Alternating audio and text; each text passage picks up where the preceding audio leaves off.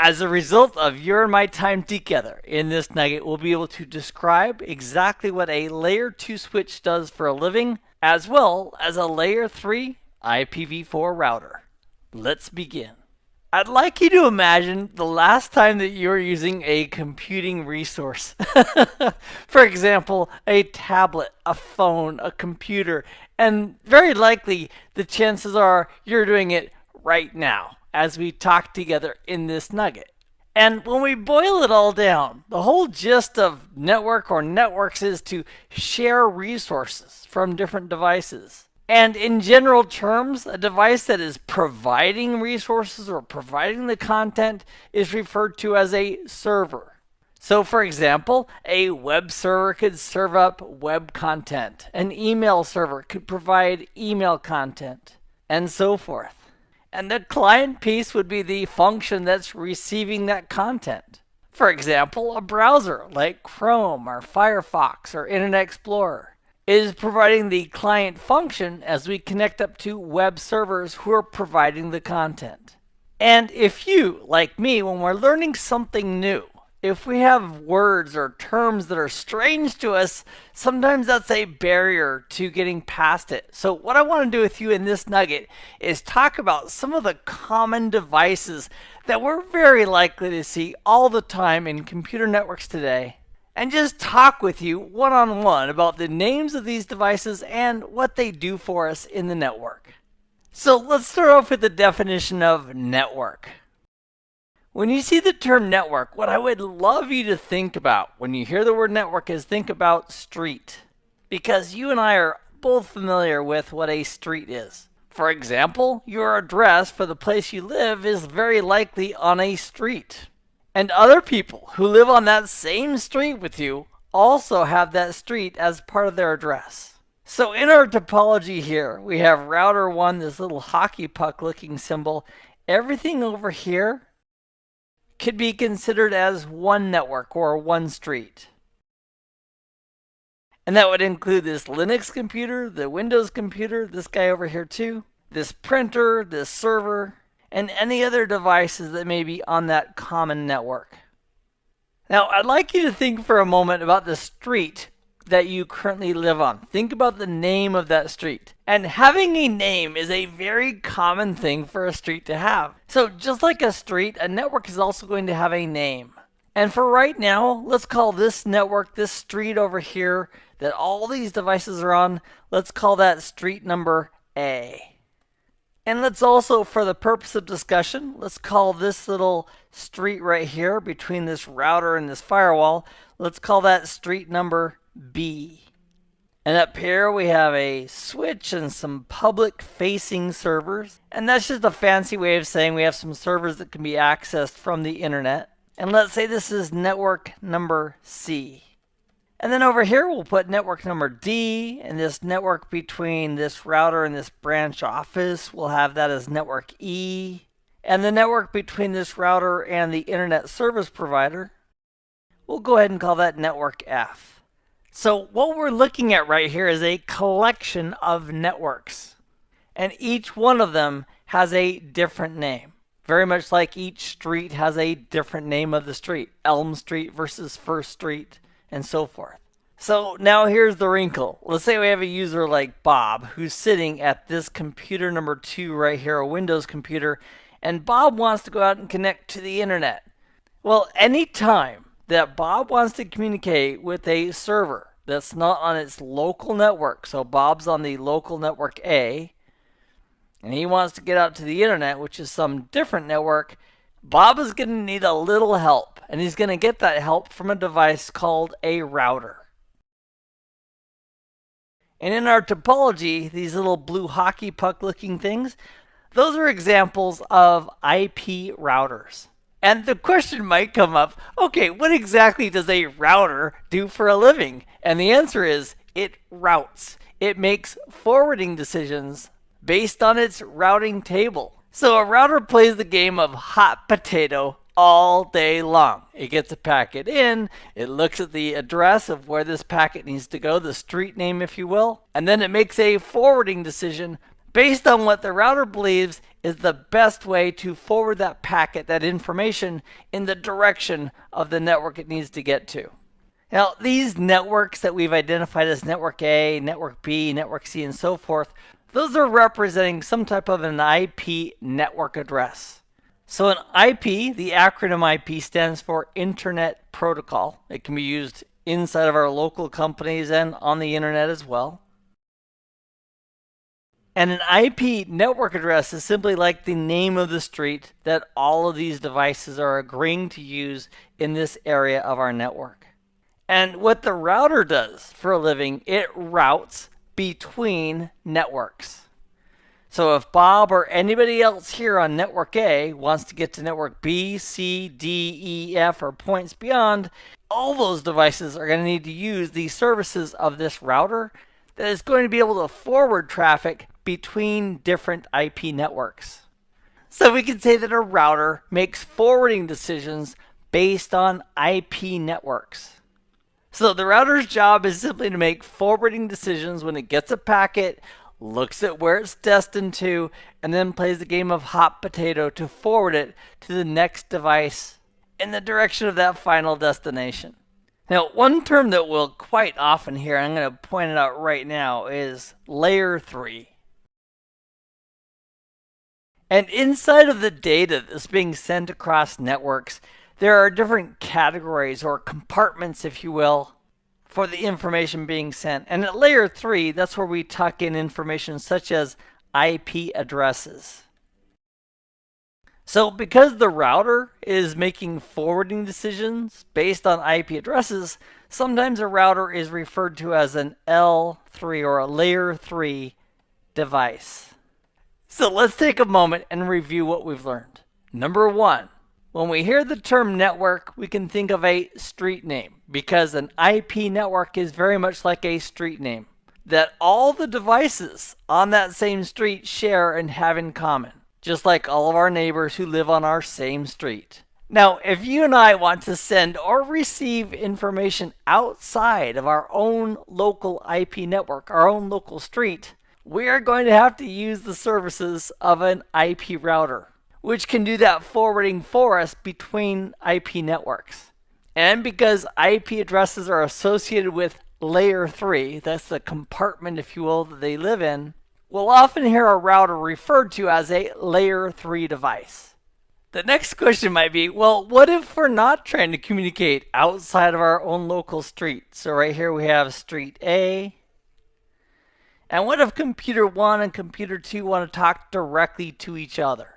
Well, one of the aspects that's true on an Ethernet network, and that's the most popular technology we're using for high-speed local area networks, and that acronym is LAN, which stands for Local Area Network. The concept of LAN simply represents a group of devices, or networks even, that are in fairly close proximity to each other and forward traffic at very high rates of speed. And that could be 10 million bits per second, which is often referred to as Ethernet, 100 million bits per second, referred to as 100 megabits per second, which is also referred to as fast Ethernet. So I'll label these as Ethernet, fast Ethernet. We have 1000 megabits per second, which is referred to as gigabit Ethernet. And then we also have 10 gig and beyond as well. So back here in network A, if computer 1 wants to talk to computer 2, each of these computers in network A has an IP address. Now, part of that IP address is going to be that common street name. For example, A. And then individually, these computers will have individual and unique IP host addresses. So maybe computer 1 is at .101 and computer 2 is at .102, as an example. And for right now, we're simply calling this common network segment network A for simplicity. And one thing I want to share with you about Ethernet networks is that the network interface cards, that's the little network adapters that each of the computers has, and the acronym for that is NIC for Network Interface Card. So that's one of the names we might refer to that little adapter that connects these computers to the network. Network interface card or adapter, network adapter. And these network adapters have their own physical address that's been burned in to those adapters. For example, computer 1 on its network interface card, let's say it has the address of CC, just as an example. And let's say that computer 2 has an address of DD. So these are physical addresses that are burned in, if you will, to the network adapters from the manufacturer. And from the category perspective, if we looked at where these addresses live and where they're categorized, they're considered to be at layer 2. And the actual fancy name that they're given is a MAC, MAC, uppercase MAC. It stands for Media Access Control Address. So on that NIC, it's got a Media Access Control Address. However, it's often referred to by a couple of different terms. We could call it a MAC address on Ethernet, or we could call it a physical address.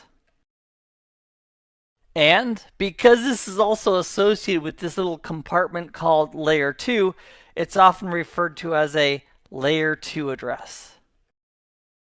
So as a quick review, these two computers have a network interface card.